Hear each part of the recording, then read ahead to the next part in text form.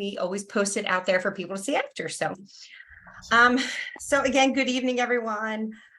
I am going to do a brief introduction of our amazing guests tonight and then give them a moment to kind of introduce themselves. So Shug Daniels is a Delaware-born singer-songwriter and producer based out of Philadelphia, who is using the tools around her to capture the emotions of an era. Daniels' work is as colorful, vulnerable, and charismatic as her personality. She thoughtfully combines elements of folk, R&B, and soul alternatives to create personal and tender music interlaced with messages of truth and positive change. Miss Fostina Dixon is a composer, vocalist, and jazz soloist who plays soprano, alto, and baritone saxes, flute, and clarinet. Miss Dixon has been guest soloist with Abbey Lincoln, Barry Harris, Earl May, and the Big Apple Jazzwomen. She's also played with Gil Evans, Roy Ayers, Tom Browne, Charlie Persip, Melba Liston, Calloway, Slide Hampton, Frank Foster, Joe Williams, Nancy Wilson, Bob Vinton, Sammy Davis, Jr., Prince, and Marvin Gaye, with whom she toured for 4 years. She was a member of the Gerald Wilson, Jimmy Cleveland, and Leslie Drayton big bands. Miss Fostina Dixon is a native of Wilmington, Delaware, where she studied with the late Robert Boise Lowry. As a young woodwind instrumentalist, she played for the Delaware All-State Band and was selected for the American Young Symphonic Orchestra, which toured Europe. She went on to study with such great musicians as Frank Foster, Buddy Kolev, Vic Morosco, Joe Viola, Andy McGee, and William Bowie. Wow, that's a lot of people. And Jonathan Whitney is a father, a husband, a son, an artivist, jazz drummer, and composer. He's the artist in residence at the Episcopal Church of St. Andrew and Matthew. Whitney has been commissioned by Melomani. Am I saying that right? Yeah. Melomani. Pieces of Dream, Inc., Wilmington Children Chorus, and the Friends of the Cooch's Bridge Historic Site. His debut album, Life Dimensions, from 2020, can be found on all platforms. Jonathan has his undergraduate degree in music education from the University of Delaware and a master's in music and jazz studies from the University of the Arts.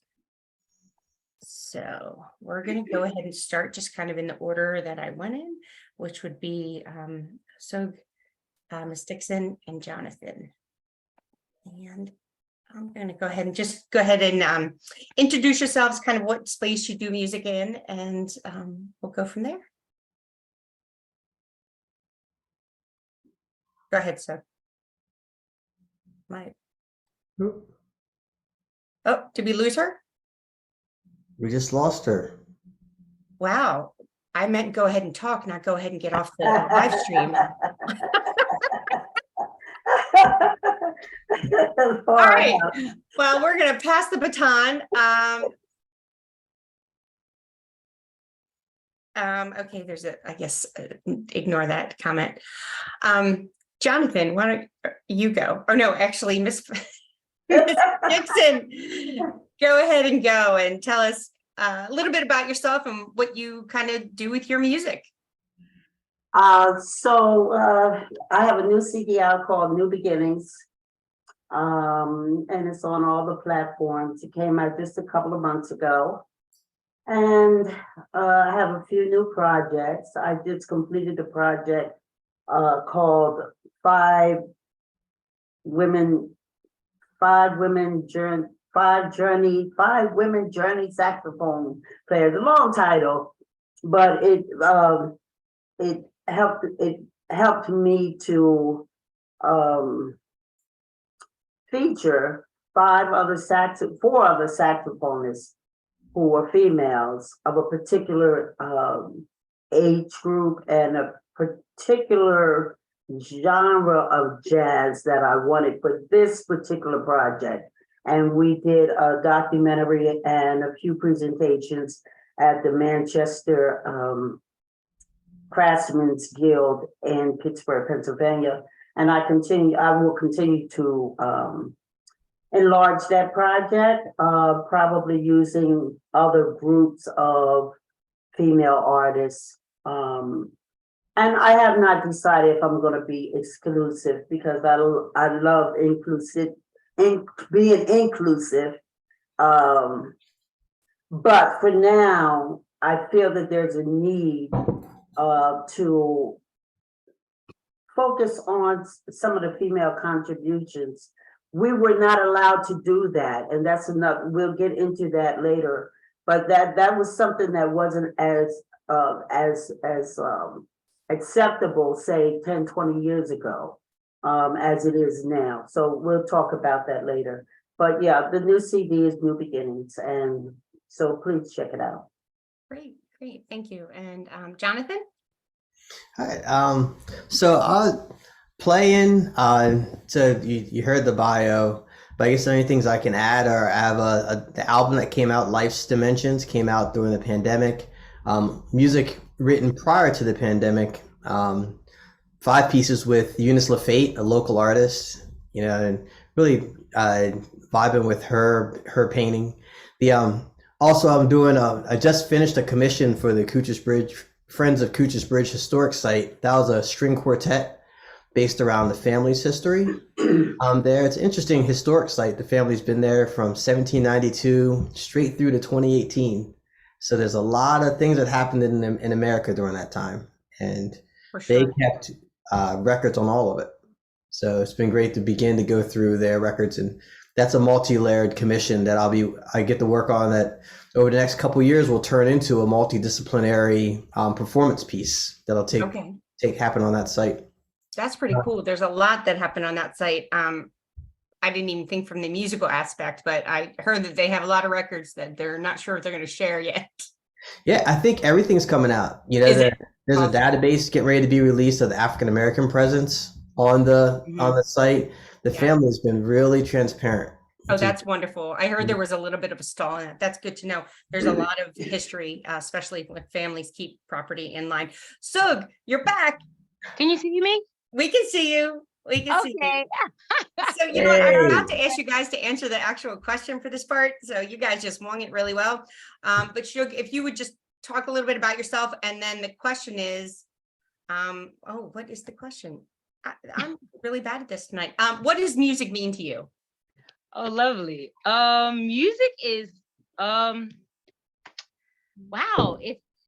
it's kind of creation and vibrations. It's the ability to kind of move emotion, and you do that through sound. I think some people are really good at doing it through taking pictures or painting, or just in the way that they are, by having a family. But I started making music when I was a kid, and I haven't really gotten too much better at anything else. It is how I navigate the world. I've made so many friends and learned so many lessons about myself just through the act of sound. Thank you. And then I'll go back to Miss Dixon.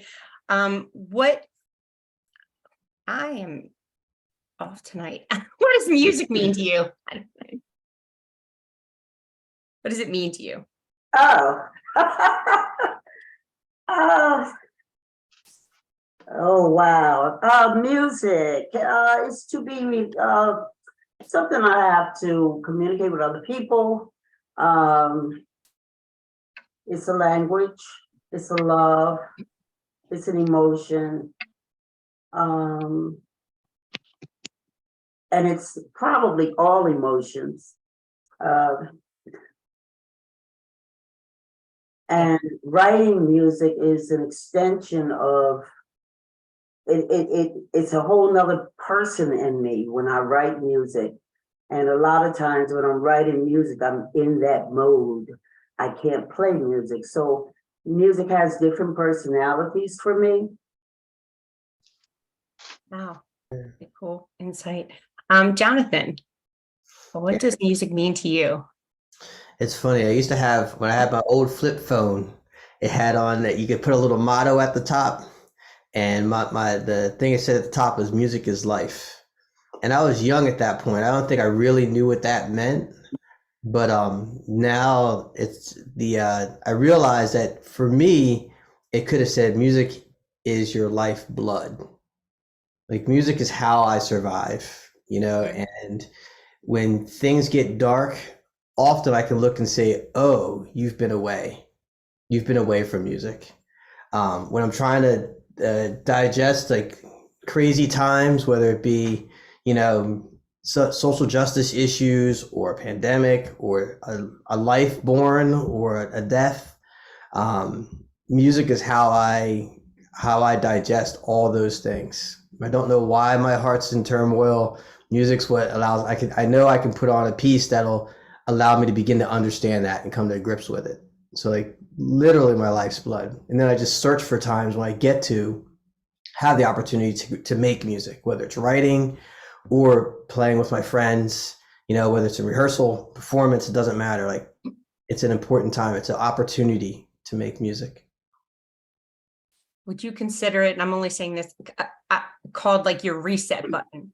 Like when things are just kind of out of whack, you could just kind of come back to like, what was this? This is a football kind of thing. No, I think it's like the power cable. It's not even a power. It's the electrons going through the power cable. It's getting extremely specific. The electrons going through the power cable. Yeah. I love it. All of you guys. It's about communication. I think. If I don't have control over it, because I don't have control over how music affects me. When it comes on, or when I start playing, or once we start making it, it's not me anymore. I don't have control. That relationship is under my control.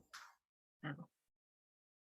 That's a whole different sort of concept if you don't do music. So who are your biggest musical influences? And I know Miss Dixon's list, she's already played with probably most of everyone's music influences, but I did not play with Miles Davis, and that's the only person I regret not playing with Miles. But Kenny Garrett was playing with him when I wanted to play with him, so that's okay, because I love Kenny Garrett's playing. So good. Well, who did you, when you were growing up and just starting to get into music, who were your influences? Teachers, so, that brings us to the whole conversation about why music is so important in education and schools and the whole 9 yards. But yeah, teachers are your biggest influences. They can, for me, and I had great teachers. I had wonderful teachers through my childhood and adulthood. Once I became more particular about what I wanted to listen to, as far as my discipline, being a woodwind player, I started listening to people like John Coltrane. I would say Train and Sonny Rollins are two of my favorites. But I have other favorites. I remember I took off a couple of years from playing just to listen and study Donna Washington because of her phrasing. So yeah, different parts of your life, you gravitate towards different sounds because that's what you need at that particular time. So if I was to go back over my whole life's course, I can say at one time I was into praise and worship music. At one time, I have different concentrations, and my spirit, which I have to go back to Jonathan. He said he didn't have control, which is why it's spirit. Music is spirit. Mm-hmm. Because that spirit in me does take over, which is why on a daily I have to feed my spirit more so than that music part of me. Mm-hmm. And so I had to say that the mind, the spirit, the soul has to be refreshed for me daily. That's the only way I can stay focused on that music part, that music person of me. Because there are so many distractions, and we'll get into that, I'm sure, all of the things that have come in all of our lives that could have taken us away from something that we truly love. So for me, every day I have to really feed my spirit, my soul, my mind with positive things, the way I do it, and everyone's different. That's, so I really appreciate Jonathan saying that's what triggered Jonathan, me thinking of that, when you said we don't have control. It is a spirit, so. Thank you for that. Shug, how about you? Any particular artist or influencers in your life? I think just like Miss Dixon says, definitely the spirit moved me pretty early. My mother was singing in church. She was a church singer. She was a gospel singer. And it wasn't just that she was, you know, a good singer. She was also an amazing performer and really, I feel like, knew how to tap into how to move the spirit in a room. So even though I don't sing gospel, I didn't when I was younger in church, and then I kind of, you know, started doing my own secular music.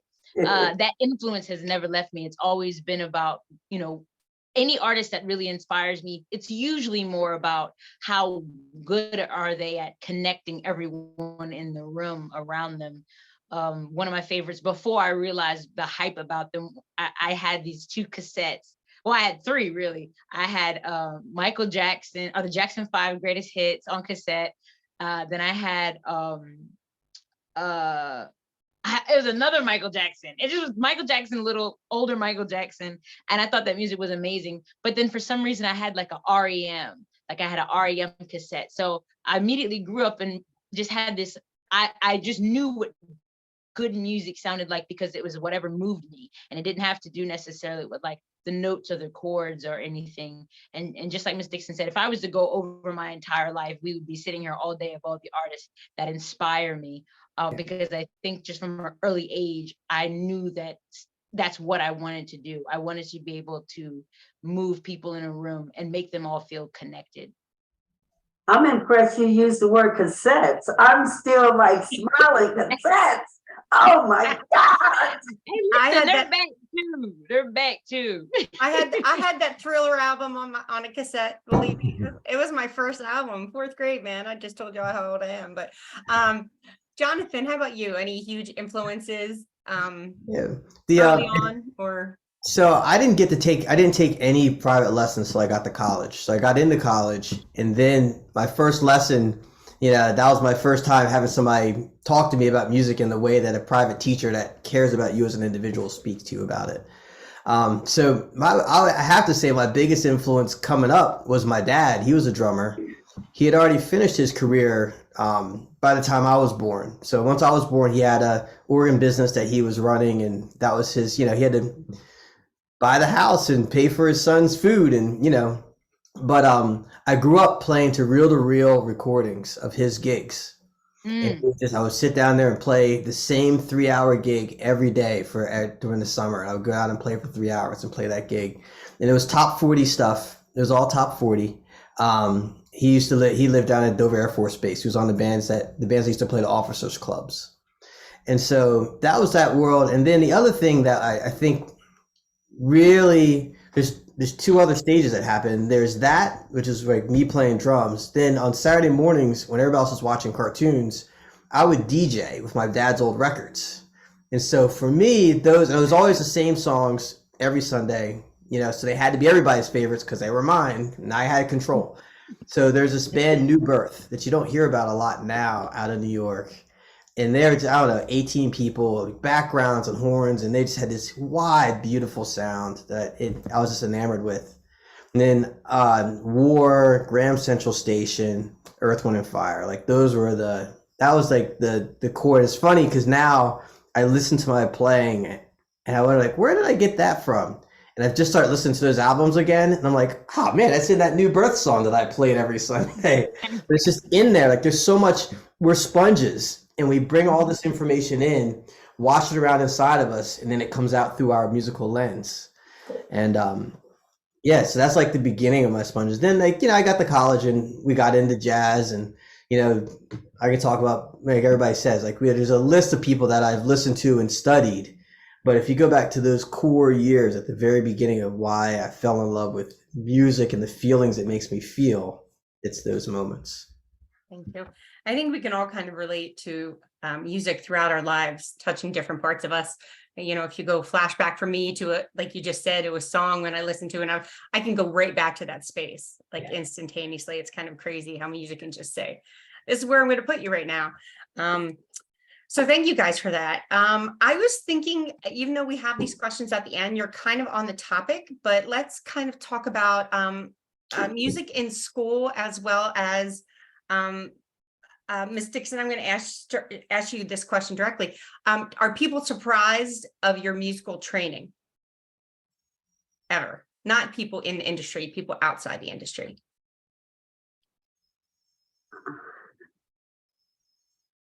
I can tell you why I asked that, because I had no idea that Lizzo played the flute, right? Like Yeah, that she had been trained like throughout her whole life to do music, because you were, right? yeah, I was trained. That's an interesting question. I don't think I don't think people much care about how much training I have. I think the bottom line is, am I going to take them where they need to go at that moment with the feeling they need, or having a good time.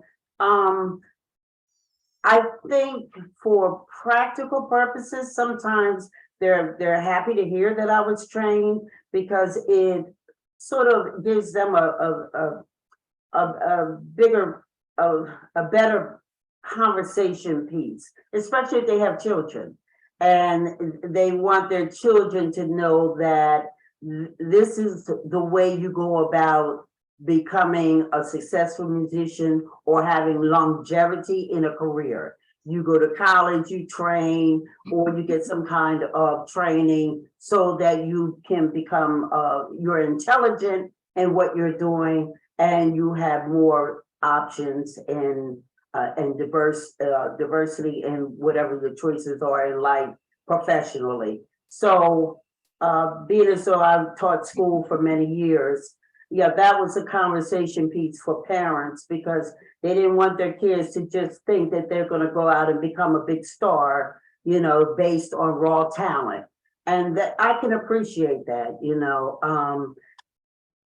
even when I went to college, you almost had to make a choice if you were going to be a musician. I went for pre-med, but at some point I had to choose between pre-med and being a musician, because that was more the norm. But now today's norm is to be multi-talented. And so I have a student now who's going for his doctorate degree, and he's like majoring in music composition and electronics or something. It's like awesome. This dude is like so brilliant. I'm like, yes. So, because now we are just integrating all kinds of things together. So I think, it's a good conversation piece, because we want our generations following us to be as intelligent as they can when they're making decisions about their career. So I hopefully I answered your question. Yeah. No, thank you.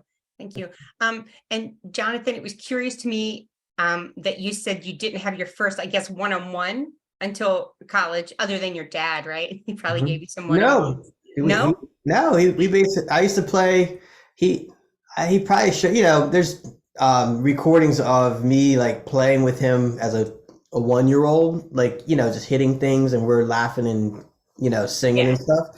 But I don't remember him coming down and being like, this is how you hold the sticks, or this is how you play this groove. It was like exposure. The drum set's there. You're allowed to play it whenever you want. Do it. I mean, I remember for 5 years, I had it taken apart and I was playing it like a drum set. I mean, like the marching band. Doom, ba, doom, doom, ba, the bass drum in my hand. Because that's what I was seeing. That's what I heard in my head. And he encouraged that. And then one day it got put back together again and I started playing drum set, So what was the difference between getting that one-on-one attention? So for me, the switch when I got to school was, I was reading music 'cause I was in band and I was doing a lot of marching band. So my hands were really good because of that. So I had like on the marching band isn't drum set. It's not groove. It's not what we play in rock and jazz. And so I know going to school was really when I was exposed to so many musicians. That's where I met Vernon James, who has passed, but he was my mentor through those years. He was my work study. So he was at University of Delaware fixing VCRs, but he went on tour with Gil Scott-Heron, the famous musician. Whenever he was on vacation, he was like, "Oh, I'll be out for the week." I'm like, "Oh, where are you going, Mr. James?" "South Africa."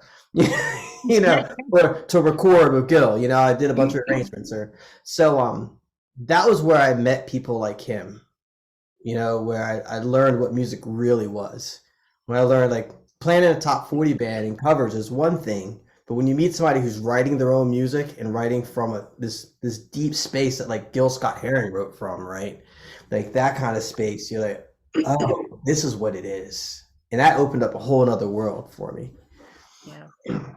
Shook, how about you? Where did you take music in school, or did No, you I've actually never had a lesson.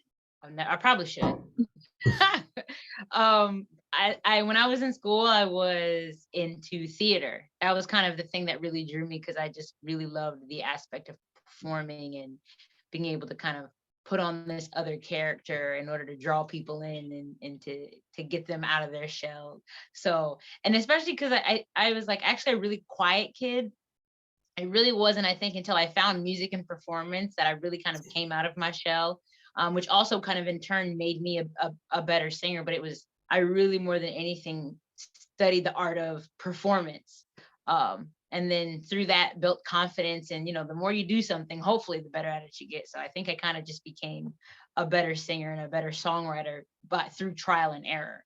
I was in my first kind of like official like band when I was in like high school. Me and my cousins we would rap. We were like all rappers. And I was too nervous really to sing immediately, because my mother was a singer and I had a lot of singers in my family and they were so good. So I was like, I'll rap, because that's not hard. And, you know, but I could sing a little bit. So I would sing hooks on this chorus or the bridge on that.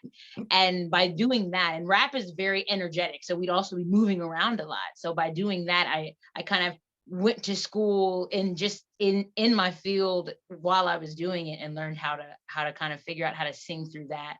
Also by performing and kind of going right into it, I was exposed to a lot of what else was being created right then and there, because I went into doing original music. So then just learning about all the different ways that you can make music and all the different ways that you can kind of write songs. Yeah, so never had a lesson. Not that I'm opposed, but No, that's the great thing I think about music is, and that was kind of, I think, came from my own kids, Miss Dixon. In all honesty, when I was like, wow, I've never known this many people there's 2 out of 3 that went to like professional school for music, and it's just something that I think no one really talks about. Maybe I just hear about famous people all the time. I don't know. Not that you guys aren't famous. You're Delaware famous for sure. And should this Dixon, I don't know. You're probably national. I think there's like all of us talked about school in the sense of learning our craft. You know, education in the sense of learning our craft, whether it be at an institution, whether it be on the road, whether it be by listening and studying albums.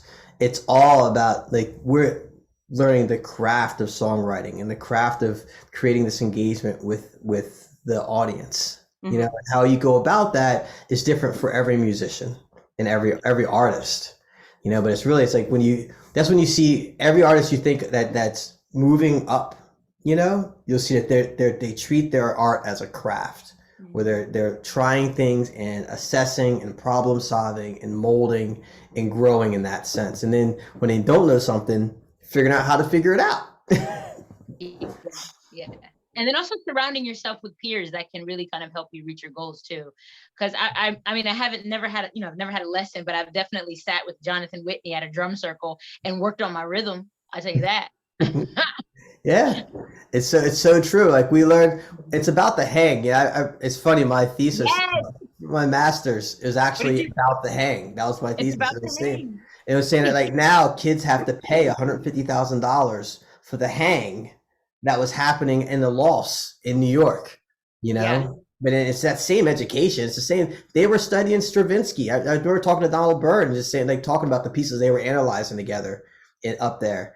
And like, but now you pay $125,000 to do that, rather than having a group of friends that sit down, like, yo, let's figure this out, and then apply it to our situation. Yeah. Wow. Pretty cool. And then, Ms. Dixon, you still are. It sounds like a teacher, right? Do you still teach music? Probably in my head I do. Well, then you were a teacher for a long time. I was, yeah. So the pandemic really, kind of, I had just resigned from public school teaching. I had an organization, it still exists, the Wilmington Jazz Band. I've done so much with teaching. I love teaching. I love sharing. I love young people. So yeah, but currently I actually am thinking about a teaching project. So what was your question? So what was it like as a music teacher? Like I think that and why is it important, right? Why is it important? This is to all of you, for students to be exposed to music in school. I was until 8th grade, I guess. So I'm just curious as to, the importance of it. Of education in the schools? Of music education. Music education? Okay, Jonathan, you do that for me. Because I have so much, please, just help me stay focused here, because I could go in so many directions with this. I'm still thinking about what you guys were talking about in reference to classical training and formal training. And there are some advantages in having both things. And so you start as far as education, because I know you're an educator and you enjoy it as well. So yeah, I was a band director for 11 years back at the Tapnell School, and then before that I taught the drum line at Brandywine for a long time. But I think there's several things that happen when we have music education. One is that playing in band, especially early on as you work your way through, or singing, there's a group dynamic that's created where you get to see yourselves move together, learn together, create something together.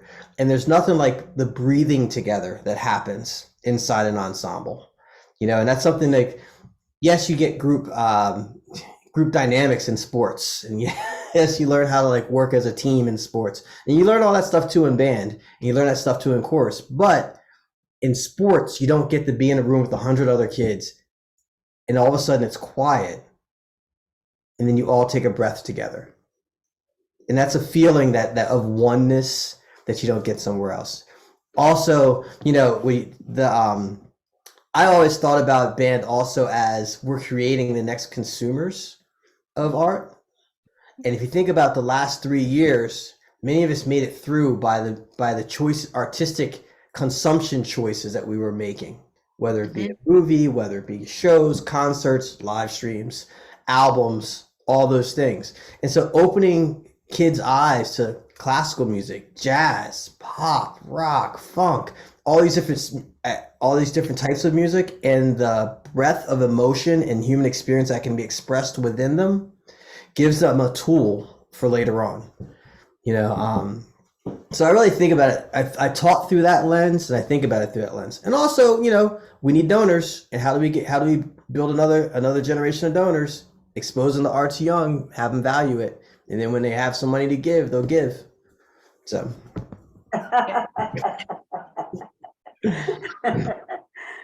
Yes. So do we want to just touch on the music being evaporated in many schools? Oh, it hurts. It hurts. Yeah. There's programs that I've been involved in where the band program is no longer there. And I think about the history. I think about the kids that came out of those programs, the kids that I used to teach kids from 5th through 12th.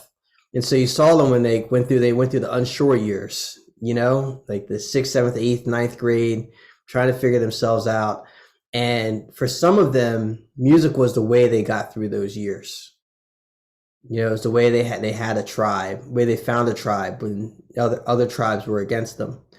And it's a space where all are accepted, as they're trying this thing out. And so when I think of that, I think, man, what are they doing? And then I think of, how do you have a football game or a basketball game without a band? How do you have, how do you have graduation without a choir? How do we celebrate each other without music? How do we have theater if we're not teaching kids to sing? So I look, my son is as tall as this desk. No, I'm just listening to what you just said, and like every one of those is you can't have a football game without it. I mean, I was a band twirler, so I mean, but you can't have a football game without band. You can't have graduation with, like, all of that is part of the growing experience, just being that age, and whether you're a performer or not, you're a consumer of the performance. And we're talking about Black music and culture, and like it's a part of us. When we go down that route, like it's a part of our experience. It's a social thing. It doesn't matter if you've taken lessons. Auntie can sing, uncle can sing. My mom had the tambourine. It didn't take a lesson to do that. And so, you take music out of the schools, you're taking culture away. And once you take culture away, people can't process the world. It doesn't make sense. Yeah, so I'm going to go to that question then, because you kind of already touched on it. Do you you kind of said yes, but let's talk about what it means. Do you think music means something particularly special in Black culture? Shug, why don't you start with that one? Yes. Yes, absolutely it does. I think it's not even just in like African American. I just think it's like it's just like in our blood and our roots. Like even if you look at African societies, so many things are centered around music and how they create. I was making a song with one of my friends, and I had mentioned how I wanted percussion in this song. And but we didn't want a whole drum kit. I was like, why don't we just do like some beats on our body, like ham boning? And I didn't even have any idea after I looked into it what ham boning was. Like literally, it just in my body, I just knew what I needed to do. And just for anyone who doesn't know, ham boning came from when slaves had their drums removed because slave owners didn't want them to create music because they knew that it brought them together. And of course, when you separate up people, it is a lot, when you divide them, it's a lot easier to conquer them. So what they would do was make beats on their bodies. They would perform and they would sing and they would do things with their bodies because they didn't have their instruments anymore. And they call it ham boning because when you put a ham bone in a pot and you cook it for a long time, you get the nutrients and you get some of the fat. So it's a way that Black people were creating something out of nothing. And I just instinctually knew that this is what I wanted in the song, not knowing what it actually meant to who I was as a human on this earth and how far it went back. So yeah, I think whether we mean to or not, I mean, I've built an entire career untrained off of something I seen my mother do. And the whole community rallied around us because it's just it's how we celebrate. Mm-hmm. Even if they take it out of the schools, Black people will still come together and we will create music, we will create songs, we will celebrate. And that's how we do it. All the music all around the world, Elvis Presley built a big career off of, singing songs from, that were written by African Americans. And, we were allowed to write the songs, but we weren't allowed to perform them in these clubs. So, it has a big meaning in Black culture. And I think it just shows the resilience that we have, because even though we've been used for how wonderful and amazing and connecting our art is, and we've been beaten down for so long and so many years, we still continue to create. Even when they take our drums, we still make music. Wow. Oh, that's amazing. Anybody else want to go on that one? I do know that music is a very important part of the Black culture. I do know that. But I think because Black people have been so influential. So we've created just about every genre of music that exists except for classical music. And if you talk to Ron Carter, I remember he was giving me a history lesson on some of the string orchestras that came out of West Virginia. And I don't know enough about that to speak on that, but all I'm saying is, who knows, we might have been an intricate part of developing classical music as well. It's just that I don't know as much about that as to speak on it. But because we have created all the other genres of music, we have influenced the whole world. So now I have to say that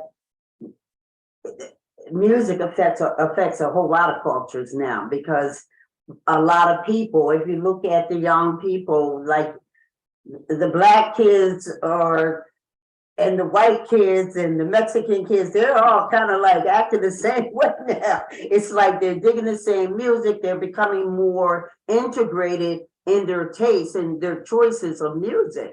So whereas, say, back in the 60s, there was a particular type of R&B music that Black people were listening to that not so many white people were listening to, but that's not the case now. So for music to be taken out of the educational system, it is affecting all of the children, because you have these multi-intelligences. We have, I think when I was going to college, we had 9 intelligences, but now they have found 2 more. So we have 11, I think it's 11 or 12 different intelligences, and music is one of the intelligence.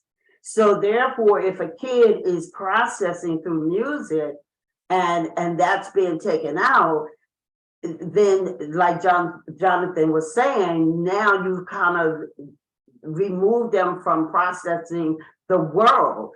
So now if you talk to some other sort of left wing or extremists, they will say that the music is intentionally being taken out of schools to shut down the creative process for people of color, or for people who are developed in the musical intelligence or the art intelligence, and that it's being done on purpose, so that we have sort of like a clone society where people are just mathematical and just scientific. That's a whole, so I'm not going to go to that extreme, but I'm going to say that music being taken out of the school is affecting all the kids, because most kids need some sports, or they need some music, they need some art, they need one of those intelligences other than just math and reading. So it's now, I looked it up today because I saw your questions, and that's how I am. Why are the arts being taken out of schools? And they want for us to believe it's because of money. So that's a possibility that they're having to cut budgets. And, Jonathan, I think we agree that the budget for everything has been cut over the last 20 years, which is very unfortunate. So except for superintendent salaries. Except for superintendent salaries.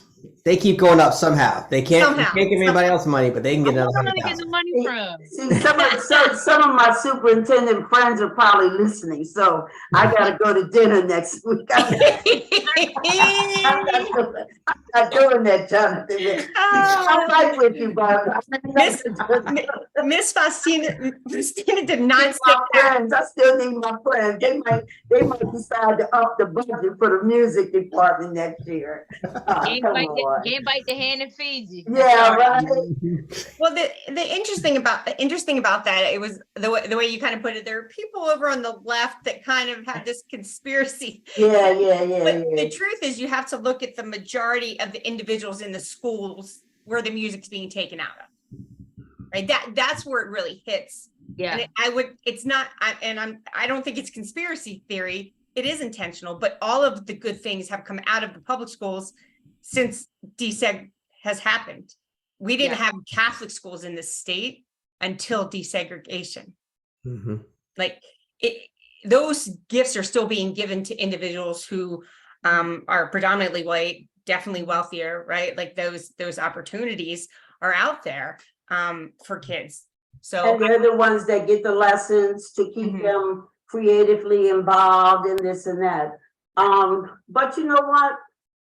There's something on the inside. What I think Jonathan or Sugg said this: when it's in you, you're going to find a way to make it happen. Mm-hmm. So you have a kid that has a little raggedy basketball. You have Steve Harvey who slept in his car. If it's in you, you're going to find a way.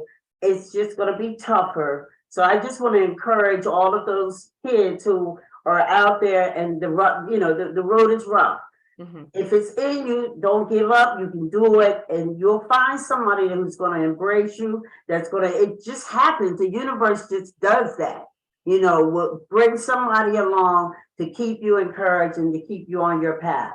So, we always have to give that hope out there, because so many people are without hope. They haven't gotten to this platform yet where they can, express the way we're expressing, and they might not even have a voice yet. So, when we're talking, we give them a voice, and we let them know that they're still empowered. Mhm. Mm-hmm. Yeah. Yes. So one of the things that was in one of the articles, it was Nina Simone during an appearance, and I think I've seen this on clips of it anyway, on a PBS News magazine, Black Journal, stated, an artist's duty, as far as I'm concerned, is to reflect the times. That to me is my duty. And at this crucial time in our lives, when everything is so desperate, when every day is a matter of survival, I don't think you can help but be involved. I don't think that you could say that statement today. So that kind of, when I'm looking at that. So my question to you guys, do you think times have changed? And do you think of music that way?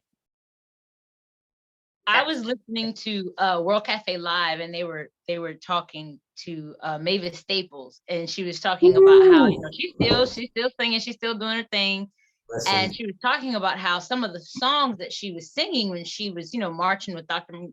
Martin Luther King Jr., she thought, she wasn't going to be singing them forever. And she's actually quite surprised that a lot of the material that she was using then is still relevant today. I'm only 32. I wasn't alive during that time, so I can't speak on it. But I do know, and I do not take lightly, that people listen to me when I'm on stage, when I'm playing my little ukulele, and when I'm singing.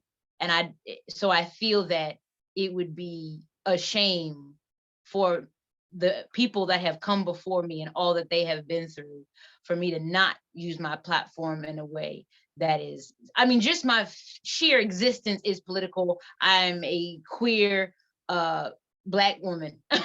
So just to be here is political. And so I find it important to make sure that people know that I am who I am, and not to just sing little pretty songs. Although my songs are pretty, and I like to keep it cute too sometimes.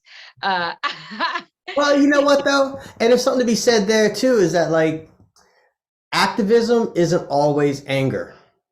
Oh, truly. Oh, I always talk about love. It's all about love. Exactly. The I have a show that Yes, talk about it. I have it in my notes. Go ahead. celebration of Black joy, and we talk about, it just came from my sister. I don't have any blood sisters, but she's as much of a sister as one could be. Tahira, who at the end of a commission that she was doing, talked about how Black joy is the greatest protest. Ooh. There in the West, it was there in West Africa, it was there on the ships, it was there during slavery, it's been there through civil rights, it has been through everything. You can find a barbecue with a pig, a barbecue with some asparagus, a barbecue with some zucchini, a barbecue with some chicken, and people laughing, dancing, and praising, music, and that celebration, that joy is there. So I think that you had artivism listed, and I believe in artivism and like using art as activism. That my role as an activist comes through my creations. And that term comes from, I think it came from Chicanos in California actually. But the idea that joy, and especially Black joy, is a space where we're allowed to be. And we've always been, and there's time to be angry, and there's time to be all these other things, but we can't forget that in our essential nature, at our core, there's joy. Yeah. And I think that especially because for a long time, I feel like Blacks in America were portrayed, especially like on television and with rap music, they didn't understand that story. So they thought that it was all violence and anger. I feel like Black people were for a long time portrayed as an angry type of people. But we know that we are way more full of joy than anything else. So I 100% agree, because when we exude our Black joy, not in a performative kind of shuck and jive way, but in our true selves, it is showing the narrative that is true to us. Mm-hmm. Wow. Yeah. Well, you know, what's funny is I was going to say, I have never been to an event that Black people planned that there was not music. And I cannot count in my life how many white events I've been to where there's no music. And it's very, very interesting. Like when you start to note, and it's celebration, it's joy. It's, I mean, yeah, I think you're right. There's a place 100% for the activism, but there's also a place to show love, right? Like the joy and family and things that can be celebrated.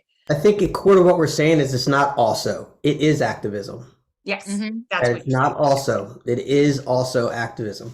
Yeah. Yeah, and I think there's something there also around when we think of culture. So you look across the diaspora. So let's go to the Caribbean let's bring them along with us. In all these places, music isn't put on a pedestal. It's something that everybody does. Everybody's singing, everybody's dancing. We're not going to the theater and seeing, the ballet and I could never do that. You don't see people going home. Well, in my house, we try ballet, but I got a 7-year-old and 9-year-old girls, and there's a lot of ballet happening.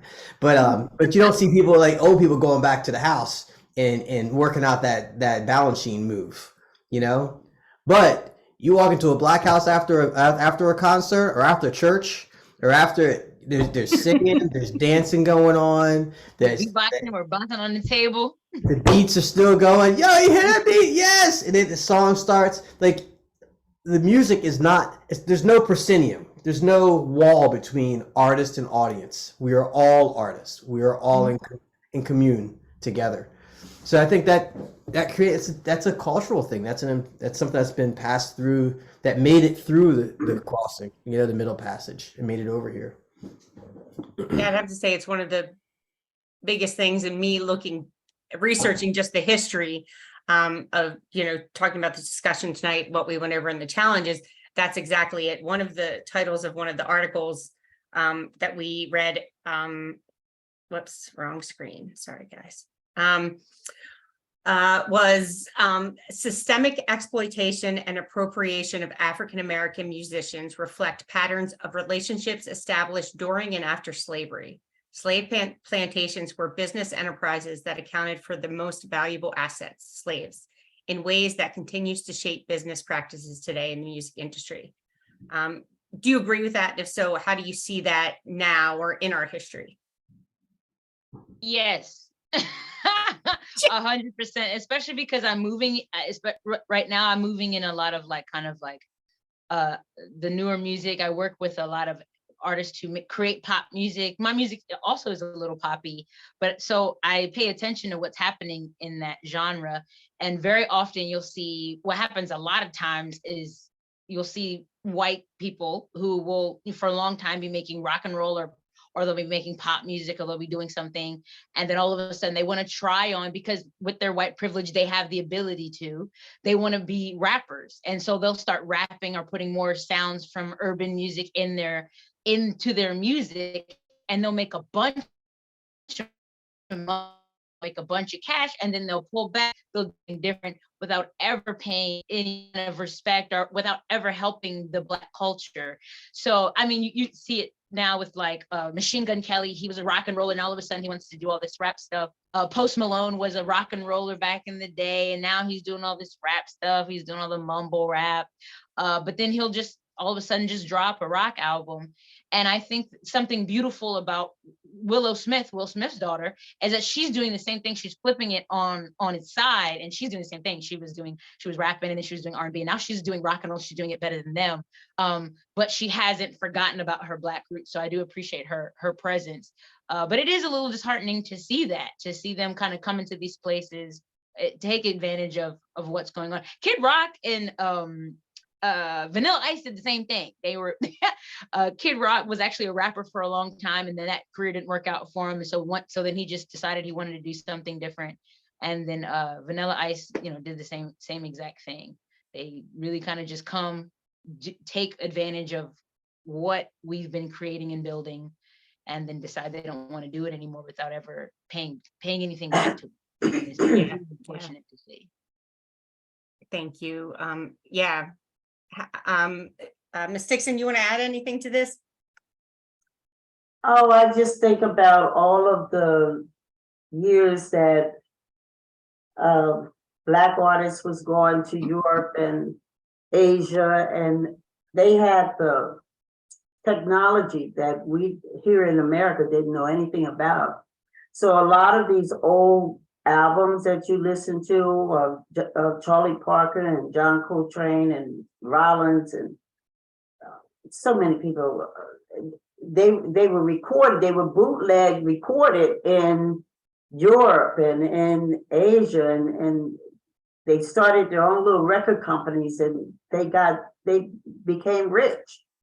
You know, this is just a big problem throughout history, how people steal and take advantage of the artists, which is why we need to handle our business, make sure that we do things the proper way, and have our music copywritten, and make sure that if we can't write it out, now they have these tools where you really don't have to know how to write music.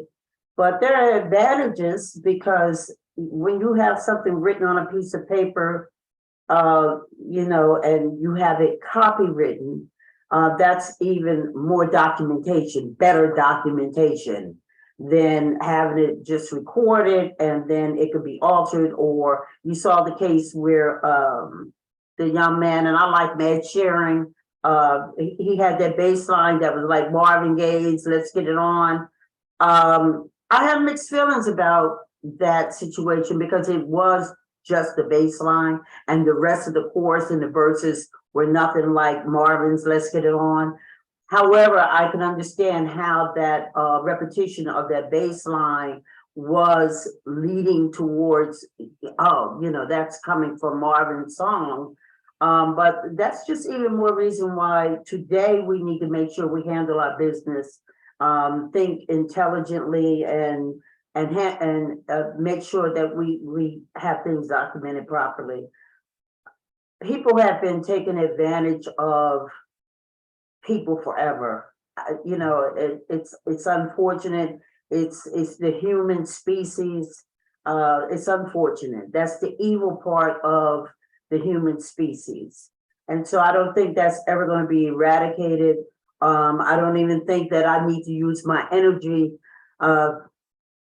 being concerned about that as much as how do we work now? How do we move forward now and make sure that this doesn't continue to happen? How do we check somebody when they are overtly just like ripping somebody off?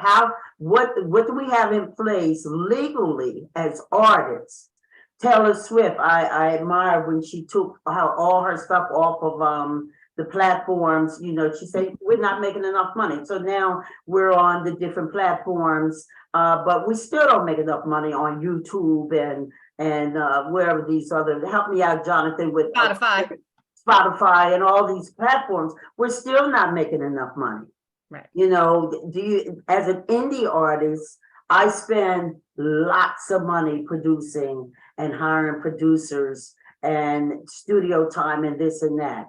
And this little change that we get for record sales is nothing compared to what we deserve in terms of the artistry and the time that we have put out to develop these masterpieces that might be listened to, like Suggs was saying, she's listening to music from what, 20 on cassettes. You know, you don't know how your music is going to come back around in 20 or 30 years. And, you know, just getting these little 2 or 3 pennies is not working. You know, you understand? So let's like look at where we are now, and let's start developing more action groups where it's going to matter, like the Grammy. I'm a part of the Grammy organization. You know, we need to just develop more groups where we are taking action and being taken care of better. Look at what happened during the pandemic.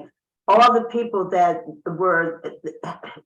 didn't have an income, and people that were working with big name people. I don't want to name people, but I have some friends who did not make any money for 2 or 3 years. Mhm. And they're like the top of the game. They're on the top of the game. They're working with the highest paid artists that you can think of. And we don't have things in place, like that, in case an artist, comes in, making sure that you take out you invest your money, making sure that you put in a stash in with your 401k or whatever. These are the conversations we need to have moving forward, so that these kids understand it's not just your gifts and your talents, it's the whole package now. Everybody can't afford $150,000 going to college. So now set yourself up. Jonathan. Look, one reason why I love Jonathan is because Jonathan was a working father. And I remember when he was bringing his first little baby to school every day, and we were doing some kind of little project together. And Jonathan would leave the class to go change his baby. He was a working dad. Look, this is a smart thing to do nowadays. Work it out. Let's move forward. We know what we can do. We know who we are. So now let's just pull our resources together and make this a better profession, like teaching. Mhm. Who does that? Who does that anymore, where you're going to get the average teacher has at least a master's plus degree, and they are making below salary by, I think I saw in the paper, like $30,000-$40,000 less than somebody else with that same amount of degree and that same amount of school that they've attended. But yet you have these teachers that are still going in and giving up their own paycheck for supplies and things like this. It needs to be addressed. And I've been on both sides. I've been a teacher and I've been a professional musician. And I'm like, let's do something already. Like, for real, let's do something already. They can't live without, people need teachers and people need music. We're in power. Mhm. Amen. Let's just drop the mic.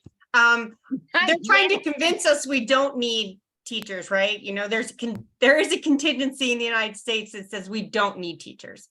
And that's the scariest thing to me about that topic. And we did a thing on one of these on mental health last night. And one of the things one of the women mentioned was, you don't necessarily need someone with all the degrees to do preventative mental health care, right? Like, teach kids how to process feelings and breathe and, take time away, restorative practices, because we're never going to fill the positions that they're asking the schools to have now, which is needed.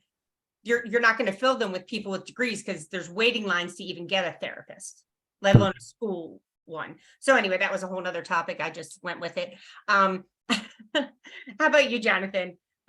Where was how we got that was good. Yeah, do you think it's changed? I'll just pick up with that one.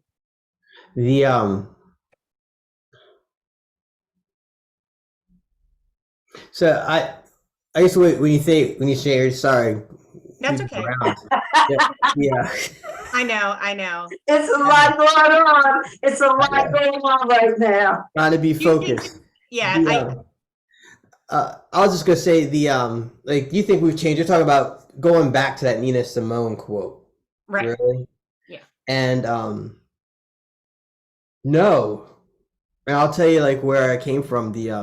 Where that comes from is I did a series for many years. I did a series of jazz vespers, 3 or 4 a year at the Episcopal Church of St. Andrew and Matthew. And one of the things I would say during our Martin Luther King vespers is, well, one year I said, I hope that my generation has a chance to prove itself the way the generation before us did. And the next year, multiple Black men were finally recognized as being killed by police. Not that it just started happening that year. Right. And then I remember the next Jazz Vespers, I went up and I said, it's time, and don't worry, we got it. So we're doing the work. The work is still happening. I was down in Dover this morning on a panel for the Arts and Culture Caucus. On the ride back, I was listening to my boy Jay Street's album, Bad View, the sit down, listening to, that music to empower me and get ready to go. Our generation's up for it. And we got our work done. Now it's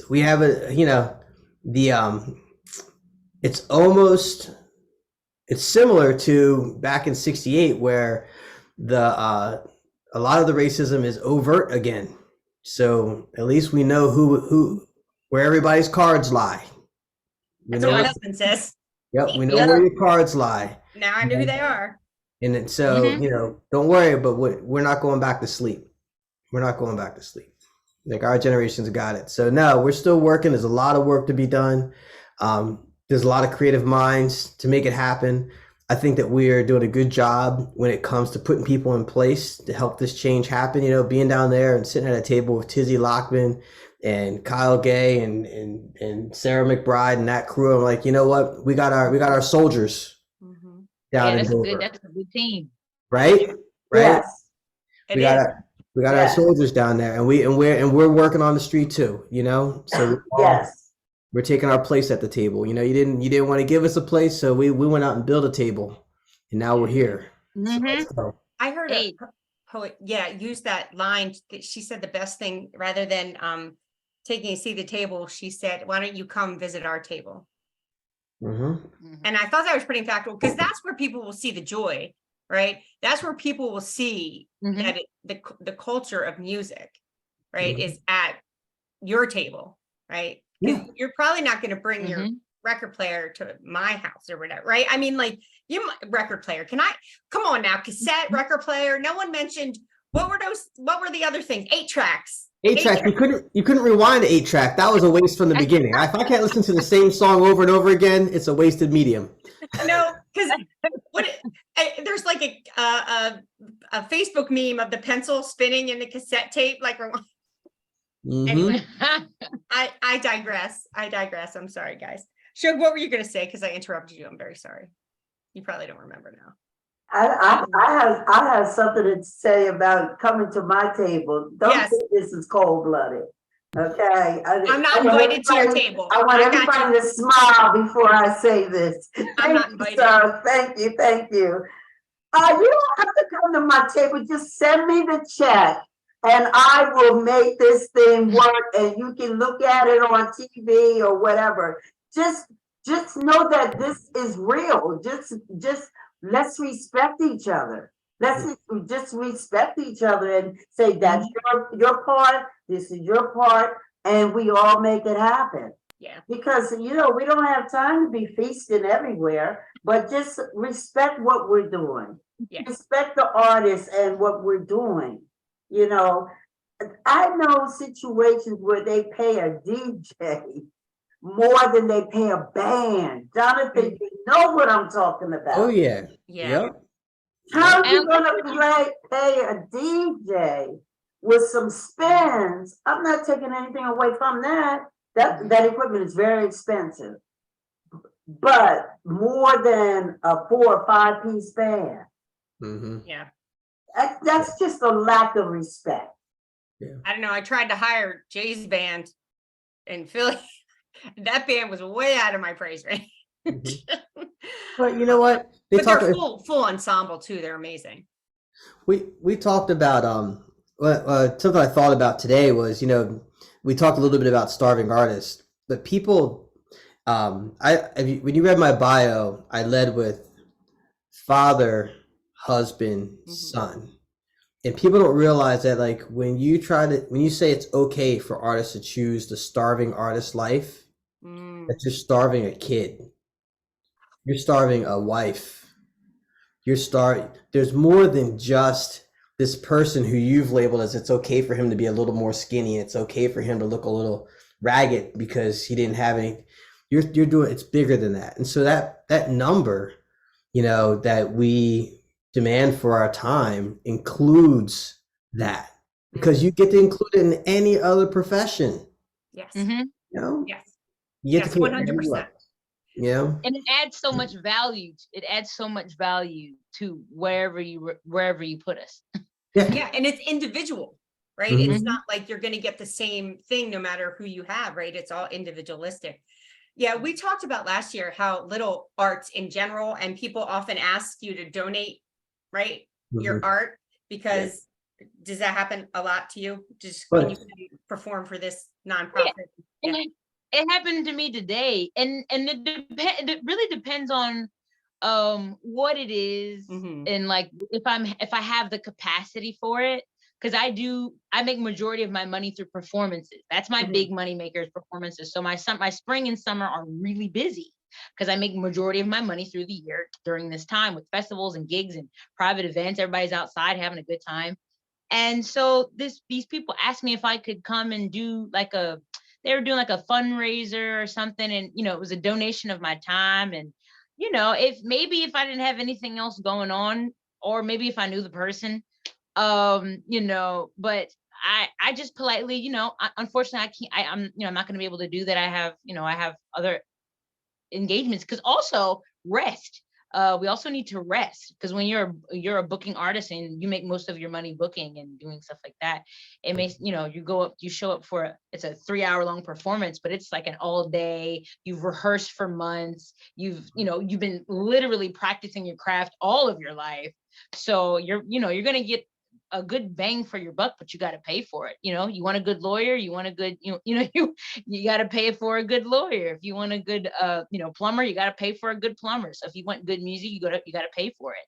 That DJ is going to play a record that's already been recorded. It's going to be the same thing that you got last time, but every single time we get on stage, it's an absolutely different and unique experience. Yeah. If people call me now for a free gig, it's a hard no.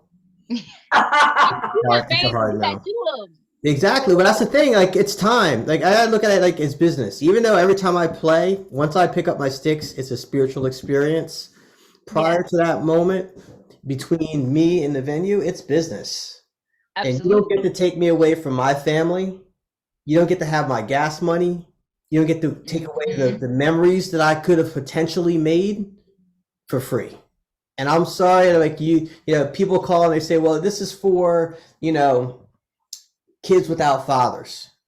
Well, for the nights that I'm out, your kids, my girls are without a father in that moment, And so if I'm doing that for free to help somebody else, I'm not doing my job as a father. Yeah. So people have to like that, I don't get that calls like that anymore, but when they do, it's a hard no. Yeah, I think people have gotten better about it, I will say, because I know better now to ever ask someone, can you do a piece of art for this event? Can you do, and I've learned a lot of that from Jay and from other people in the business, that like, while you love to do it, it's still your livelihood, right? Like, it's how you pay your bills. And I don't know, Jonathan, you said it, or Shug, you said it, no other profession has that, right? Like, even my profession, if I write a program, my boss says to me, how many hours did you put in preparing this program? Because we might only go put it on for an hour and a half, but she's like, but how long did it take you? Right. So that's counted in almost every profession, except for art and any kind of art. Unless we force it to happen. Yes. Unless we decide that our standard is, you have to pay for our time. And if you can't, I'm sorry. Right. And or maybe we could do a solo act, or maybe maybe you have enough for 2 instead of 3. Let's talk about that. But these days of going out and playing for $50 with a 4 or 5 piece. Unfortunately, we still have a lot of our musicians who are doing it. Yeah. And they don't understand that they're just making it harder, for everyone. Yeah. I mean, I think about You have to Chris's. respect yourself first. Yep. I think about, venues that are near colleges where they have this steady stream of new undergrads coming in that can't wait to play their first gig. And it just keeps the price down right there because they know they can find somebody. It's not going to be as good. They're going to show up late. They're going to forget their sticks. When you pay a professional a professional rate, you're getting a professional who treats their craft with respect. They're going to show up early. They're going to play. They're not going to be super loud. They're not going to be too soft. The music's going to move you. They can read the room. Those are the things that professionals bring with them, when you pay the rate. So 2 things before we go. One, does the audience have any questions? I know Sharice's comment, she always says she's great. It's happening all over the entertainment industry. She's just like, right on. I love Sharice. The other thing is I'd love for you guys to just kind of drop a couple lines about what you got going on, what you got coming out, where you're going to be. And it is okay, Jonathan, if I come to the Black Joy celebration? Yes. Okay. Yes. Yes. I love to share it. We want to share it with everybody. Exactly. Black joy is a thread, but joy is a thread. I think Jay made a comment last year that there were more white people that came. Mm-hmm. It's always like that. Yep. Always. Listen, I've been down in Atlanta. That's because people are hanging out in their backyards doing it. So, wonderful, Anita. Thank you. So, okay, go ahead, plug, please. We'll start with Jonathan, then Shug, then Mystic. The best place to find out where I'm playing is jwwmusic.com. And maybe I throw that in the chat. I'm doing it right now. Okay, www.music.com. I keep that website up to date now with my events coming up. So I'm at Godfrey Daniels with Lily Oniel this Friday. And then this Sunday, I'm playing with the Delaware Choral Arts Society, an amazing concert of some composers of color and some music that's combining jazz and classical choral works. And then I have a world premiere on Sunday, June 4th for the Friends of Cooch's Bridge, a string quartet being played by the Gavados Quartet out of the Philadelphia Orchestra. So that'll be at the Blue Ball Barn, 3:00 on June 4th. But it's all on the website. And then we'll be up in the Poconos. Ooh, another big one is Celebration of Black Joy. We are the featured artist for Winter's Juneteenth celebration on June 17th. Your website says July 17th. No, it says June. I'm looking at it. All right, then maybe I was looking at last year's. If you go in the past, last year we were July, somewhere around the 17th. Okay. Okay, awesome. I did see that. I'm definitely going. That's awesome. So there'll be two showings of Celebration of Black Joy, and that's a very special piece. So how about you, Shug? What you got coming up? Okay, I got all kind of fun stuff coming up. For me, you're going to definitely want to check out my website. That is shugdaniels.com, spelled just like my name. Let me see. I have some music coming out. I've been, like I said, hanging out with my buddy Sam Nobles. He's another Delaware homie. We make jokes that we moved all the way to Philadelphia just to make more music with Delaware friends. But I love them. And so we have a song coming out on the 18th, which is this Thursday. I don't do a lot of covers, but I just want to do something fun just to put out for the spring and summer. So it's Shania. It's a soulful cover of Shania Twain's "You're Still the One" that we collaborated with some friends up here. I'll be opening for Dom Flemings, the Black folk Americana artist from the Carolina Chocolate Drops, on Friday the 19th at World Cafe Live. Let's see. I got a lot of gigs coming up. So I'm looking at my calendar. I'm playing Field Jam. I actually got an email that it's sold out. That's in Westchester, Foster Club. The next time I'm in Delaware is going to be, because these are my Delaware peeps, on June 4th, I'll be playing the Wilmington Friends Berry Festival with some buddies, and that's going to be full band. So that's going to be a good time. And honestly, guys, I just have shows all over the place. So definitely check out my website. That's nice. Oh, girl. I can pick strawberry. Don't worry about it. I'll find it. Don't worry. I'm like, that's not your job. I can Google it. But I got that coming up. Then I'm going to be playing some summer concert series. I'm doing Sugar Bowl. I'll be at Sugar Bowl on the 14th. So I'll be right around. That's my old neighborhood too. So I hope to see everybody out there. But like I said, just follow me, ShugDaniels.com, ShugDaniels_, all everywhere else on social media. I'm very fun, positive, you know, like you say, my activism has more to do with spreading joy than anything else, because I think that, you know, we know what has happened to us, but I'm very focused on moving forward and creating a new narrative. Awesome. Awesome. Yeah, I've seen you in action. So definitely at the Ladybug Festival. Hey. And my friend's like, I knew you would love them. Thank you so much. Thank you. And thank you for having me. Yo, thank you for being here. Miss Dixon, what you got? www.FostinaDixon.com. Y'all gave me a way out. Thank you. Thank you so much, all of you. I Teach think one, teach one. Yes. we could talk about this all night. I think these are great topics, and I think it's important that people kind of learn the history. I know we didn't get too much into that, but I think people are very much aware. And I look at people like, you know, and like Jay-Z, who own their own, right? That didn't used to exist, where a Black man owned what all of that, you know. So, you know, things have changed a little bit. It's just, you got to keep demanding it, right, Jonathan? Like you said, just say no. But thank you all for your wonderful talent, sharing your voices tonight. Okay. You were pretty cool yourself, Becca. Yeah, thank you for bringing us together. Yeah, no problem. Thanks, Thank Miss you. Dixon. You All right. guys are bye. wonderful. All right. You too, Miss Take care. Dixon.